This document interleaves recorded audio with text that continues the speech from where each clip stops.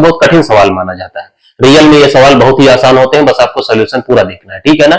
इस सवाल को आप देखिए, एक व्यक्ति 26% लाभ पर आपका एक घड़ी बेचता है, ठीक है ना। तो मान लीजिए घड़ी आपकी 100 रुपए की थी, उसको 26% लाभ लेके बेचोगे तो आप 126 में उसको बेचोगे, ठीक है ना।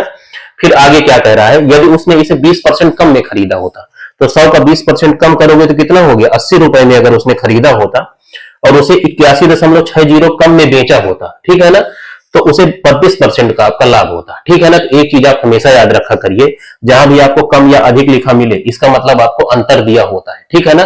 तो ये आपका विक्रय मूल्य के बीच का अंतर दिया हुआ है, ठीक है ना। ये विक्रय मूल्य के बीच का अंतर आपको 81.6 आपको दिया हुआ है, ठीक है ना।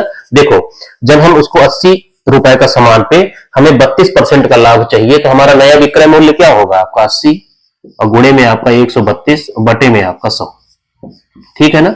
ये आपका नया विक्रय मूल्य होगा, तो इसको काट लीजिए आप।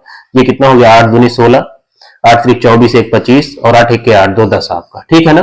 तो 10 है नीचे तो एक दशमलव लगा दीजिए, ठीक है ना।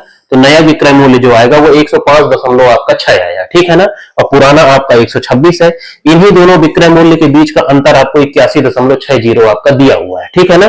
तो विक्रय मूल्य का अंतर आप निकाल लीजिए, 126 में से आप 105.6 माइनस करिए, तो कितना हो गया आपका, ये 0, 10 में से 6 गया आपका 4 और ये 0 हुआ और ये आपका 2, ठीक है ना। 20.4 आया।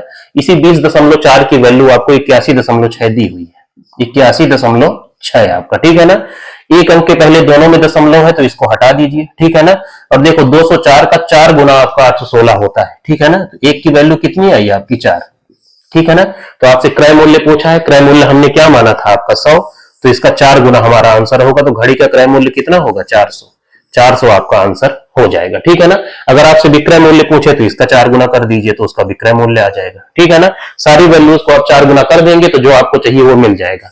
यहाँ पे क्रय मूल्य पूछा है तो क्रय मूल्य आपका 400 होगा, ठीक है। जय।